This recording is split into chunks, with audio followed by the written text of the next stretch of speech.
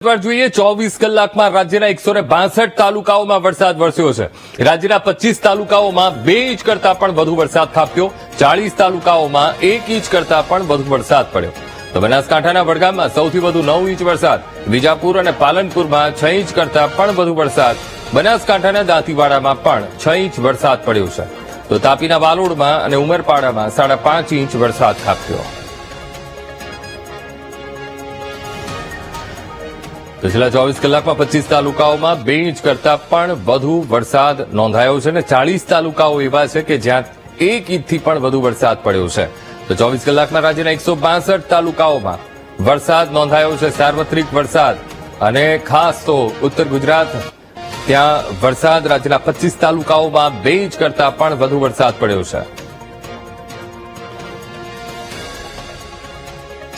બનાસકાંઠા જિલ્લામાં મોડી રાતથી સાર્વત્રિક વરસાદ, દાંતીવાડા, ડીસા, પાલનપુર, ધાનેરામાં વરસાદ, થરાદ, વાવ, લાખણી સહિતના વિસ્તારોમાં પણ વરસાદ નોંધાયો છે। તો નીચાણવાળા અનેક વિસ્તારોમાં વરસાદી પાણી ભરાયા, સાથે જ વરસાદ થતા પંથકના ખેડૂતોમાં ખુશી છવાઈ ગઈ છે। તો બનાસકાંઠા જિલ્લામાં સાર્વત્રિક વરસાદ નોંધાયો છે, પણ જે નીચાણવાળા વિસ્તારો છે, નીચાણવાળા તાલુકાઓ છે, ત્યાં પાણી ભરાવાની સમસ્યા ઉભી થઈ છે। જિલ્લામાં સાર્વત્રિક માહોલ ગત રાત્રિથી જ વરસાદ શરૂ થયો। દાંતીવાડા, ડીસા, પાલનપુરમાં સાર્વત્રિક વરસાદ નોંધાયો છે। ગ્રામ્ય અને તાલુકામાં વરસાદ, નીચાણવાળા વિસ્તારોમાં પાણી ભરાવાની સમસ્યા થઈ છે, પણ ખેડૂતો ખુશખુશાલ છે। વાવણી લાયક વરસાદ થતા ખેડૂતોમાં ખુશી છવાઈ છે। તો બનાસકાંઠા જિલ્લો ગત રાતથી સાર્વત્રિક વરસાદ, દાંતીવાડા, ડીસા, પાલનપુર જ્યાં વરસાદ નોંધાયો છે, અને ખાસ તો થરાદ, વાવ, લાખણી આ સહિતના વિસ્તારોમાં પણ વરસાદ પડ્યો છે। નીચાણવાળા વિસ્તારોમાં પાણી ભરાવાની સમસ્યા સર્જાઈ છે।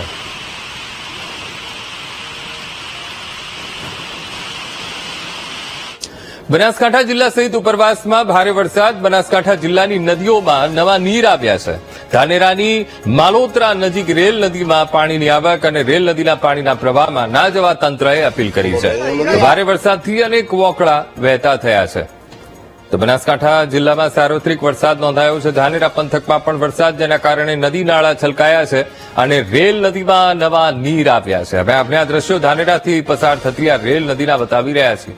નદીઓમાં પુષ્કળ પાણીની આવક અને રેલ નદીમાં પાણીની આવક થતા પાણી એ નદી બંને કાંઠે વહી રહી છે। જળસ્તરમાં વધારો, તેજ નદીનો આ પ્રવાહ અને સાથે કાંઠાના ગામોને પણ એલર્ટ કરી દેવામાં આવ્યા છે। ભારે વરસાદ સાર્વત્રિક જિલ્લામાં પડ્યો છે, જેના કારણે અનેક વોકળા પણ વહેતા થયા છે।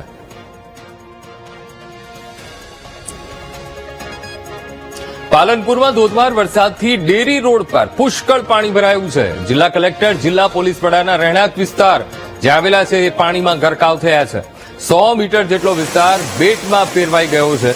જાહેર માર્ગમાં ઢીચણ સુધી પાણી ભરાઈ જતા જનતા હેરાન પરેશાન થઈ છે।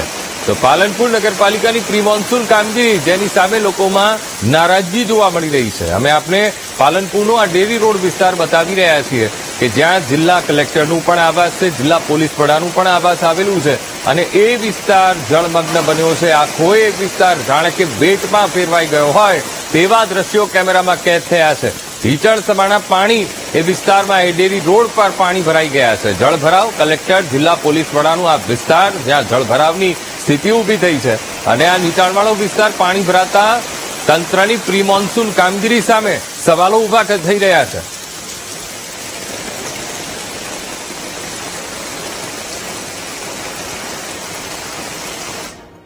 સમાચારમાં હાલ રોકાઈશું એક બ્રેક માટે।